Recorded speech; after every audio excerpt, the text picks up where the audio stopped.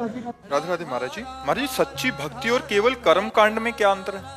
केवल अगर सही ढंग से शास्त्रीय कर्म कांड किया जाए तो स्वर्ग लोक की प्राप्ति होगी, और सच्ची भक्ति की जाए तो भगवान की प्राप्ति होगी। कर्म कांड की सामर्थ्य भगवान की प्राप्ति नहीं करा सकते। कर्म कांड केवल स्वर्ग तक ले जाता है। यज्ञ याग आदि जो नाना प्रकार के कर्म हैं, उनका केवल यज्ञ आदि का फल जाकर स्वर्ग में भोगो, और पुण्य क्षीणे मृत्यु लोके विशंति। और जो भगवान की भक्ति करता है उसे श्री भगवान की प्राप्ति होती है, जो अखंड होती है, अविनाशी होती है, पुनः जन्म मरण नहीं होता, कोई दुख नहीं होता, अत्यंत आनंद की अनुभूति होती है। जो भगवान का भजन करते हैं, भगवान की लीला कथा सुनते हैं, भगवान की सेवा करते हैं और हर कर्म भगवान को समर्पित कर देते हैं और एक एक श्वास भगवान का सुमिरन करते हैं, वही सच्चे भक्त हैं। ऐसे भक्तों के अधीन भगवान हो जाते हैं, लेकिन कर्म कांड के अधीन भगवान नहीं होते। कर्म कांडों का पुण्य फल मिलता है और उसे स्वर्ग आदि भोग कर पुनः जन्म मरण के चक्र में आना पड़ता है। डॉक्टर सुदेश गुप्ता जी, जम्मू से। राधा वल्लभ श्री हरिवंश महाराज जी।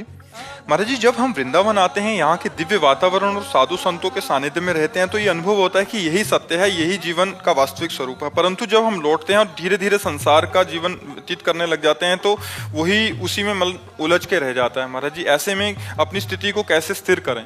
नाम जप के द्वारा, भगवान की लीला गुणानुवाद के द्वारा। हम जहाँ भी भगवान का नाम जप करते हैं, भगवान की लीला चरित्रों का गायन श्रवण करते हैं, वहाँ माहौल भक्ति का बनता है। नहीं बनेगा तो हमारे हृदय का तो बनेगा।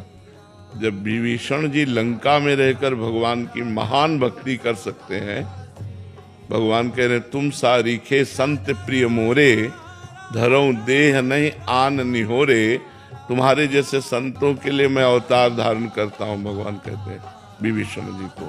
तो विभीषण जी जब साधुता धारण करके भजन लंका में कर सकते थे, तो हम फिर भारत में या विदेश में क्यों नहीं कर सकते? हमारा हृदय पावन बना रहे। एक हृदय बाहरी वृंदावन और एक हृदय अंदर वृंदावन। हमारे उर वृंदावन और माया काल जहां नहीं व्यापे, यहाँ माया काल नहीं व्यापे। यदि हर समय नाम जप चल रहा है, भगवान की मधुर मधुर रूप माधुरी का ध्यान हो रहा है, भगवान की लीला चरित्रों का श्रवण कथन कर रहे हैं, तो कोई प्रभाव नहीं पड़ेगा। हमारी बैटरी बराबर चार्ज रहेगी। नहीं, यहाँ क्या है, यहाँ भागवतिक माहौल है, तो यहाँ भक्ति की वृद्धि होती है। और वहाँ माया का माहौल है, तो वहाँ धीरे धीरे हमारी भक्ति क्षीण होती जाती है और हम लुभावने माया के दृश्यों में फंसने लगते हैं।